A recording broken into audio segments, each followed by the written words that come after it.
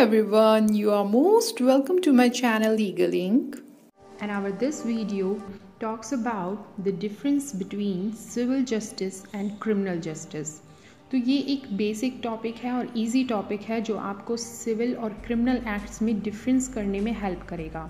अगर आप कोई भी एक्ट पढ़ते हैं जैसे टॉर्ट, आईपीसी या प्रॉपर्टी लॉ आप पढ़ते हैं तो आपको सिविल और क्रिमिनल में डिफरेंस का पता होना चाहिए और आपके बेसिक कंसेप्ट्स जो हैं क्लियर होने चाहिए कि कौन कौन से रॉन्ग्स सिविल रॉन्ग है और कौन कौन से रॉन्ग्स क्रिमिनल रॉन्ग है। तो चलिए शुरू करते हैं। तो सबसे पहला डिफरेंस है on the basis of objects. तो सिविल जस्टिस का ऑब्जेक्ट होता है प्लेंटिफ के वायलेटेड राइट्स को एनफोर्स कराना और सिविल केस में मेनली रेमेडी कंपनसेशन के फॉर्म में दी जाती है, जबकि क्रिमिनल जस्टिस का ऑब्जेक्ट होता है रॉन्ग डूअर को पनिश करना और लाइबिलिटी क्रिमिनल जस्टिस में पीनल होती है। लेकिन ऐसा हमेशा नहीं होता। अगर आप इसमें नोट देखें तो certainly punishment features more in criminal proceedings than in civil proceedings, but punishment is not always present in criminal proceedings, not always present in civil proceedings. तो ऐसा हमेशा नहीं होता कि क्रिमिनल केसेस में पनिशमेंट हो और सिविल केसेस में पनिशमेंट ना हो। फॉर एग्ज़ाम्पल टॉर्ट के कई केसेस में हैवी डैमेजेस दिए जाते हैं पनिशमेंट के थ्रू। और एक एग्ज़ाम्पल दूँ तो जैसे कंटेम्प्ट ऑफ कोर्ट के केसेस हैं, अगर कोई कोर्ट का इंस्ट्रक्शन फॉलो नहीं करता तो इम्प्रिजनमेंट की पनिशमेंट भी उसे दे दी जाती है। तो यहाँ पर सिविल केस में भी पनिशमेंट दी जाती है। The next difference is civil cases में कोर्ट इशू फ्रेम करता है और देखता है कि क्या प्लेंटिफ के कोई सिविल राइट्स वायलेट हुए हैं या नहीं, और अगर राइट्स वायलेट हुए हैं तो क्या वो किसी रिलीफ के लिए एंटाइटल्ड है।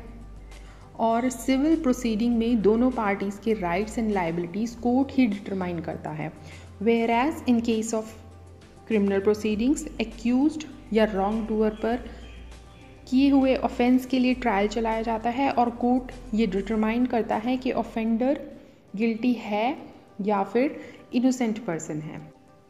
The third difference is in the terms of degree of harm. तो सिविल रॉन्ग्स कम हार्मफुल होते हैं और सिविल रॉन्ग्स में सिर्फ कोई प्राइवेट इंडिविजुअल या कुछ लोग ही इफ़ेक्ट होते हैं। जैसे अगर आपको एग्जांपल दूँ तो ब्रीच ऑफ कॉन्ट्रैक्ट में सिर्फ जो पार्टीज़ होती हैं कॉन्ट्रैक्ट की वही इफ़ेक्ट होती हैं, जबकि क्रिमिनल रॉन्ग में ज़्यादा लोग हार्म होते हैं और ज़्यादा हार्मफुल होते हैं क्रिमिनल रॉन्ग्स सिविल रॉन्ग्स के कंपैरिजन में। और क्रिमिनल रॉन्ग सोसाइटी में डर पैदा करते हैं, इसीलिए ये criminal wrongs public at large को इफ़ेक्ट करते हैं।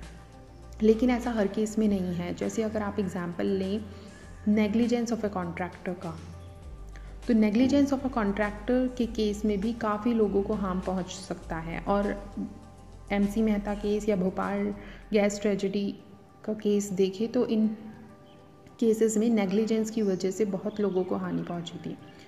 सो इसके बाद है फोर्थ डिफरेंस। फोर्थ डिफरेंस में सिविल प्रोसीडिंग्स में प्राइवेट इंडिविजुअल पार्टी होती है, लेकिन क्रिमिनल प्रोसीडिंग्स में स्टेट केस फाइल करता है क्योंकि crime is a wrong against the society. तो ये सारे बेसिक डिफरेंसेस हैं सिविल और क्रिमिनल जस्टिस के, लेकिन हमेशा लीगल कॉन्सिक्वेंसेस से ही पता चलता है कि कौन सा एक्ट क्रिमिनल केस में आएगा और कौन सा सिविल केस में। दैट मीन्स अगर सिविल प्रोसीडिंग्स की judgement in the form of damages, injunction, payment of डेब्ट या फिर ऑर्डर या रेस्टिट्यूशन में आती है तो उसे हम सिविल केस कहेंगे। लेकिन अगर किसी केस में जजमेंट में पेनल्टी, इम्प्रिजनमेंट या फ़ाइन के फॉर्म में जजमेंट दी हुई है तो वो क्रिमिनल जस्टिस कहलाएगी। लेकिन अब क्या है, अब ऑलरेडी लॉ का क्लासिफिकेशन हो चुका है, एक्ट्स को जो है कैटेगराइज कर दिया गया है। जैसे नेग्लिजेंस है और टॉर्ट के केसेस हैं, ब्रीच ऑफ कॉन्ट्रैक्ट है, ये सब सिविल में आएंगे। प्रॉपर्टी से रिलेटेड एक्ट्स जो है सिविल में आएंगे। फैमिली लॉ जो है सिविल में आएगा। लेकिन जो क्रिमिनल है उसका कैटेगराइजेशन दूसरी तरफ कर दिया गया है, जैसे आईपीसी है।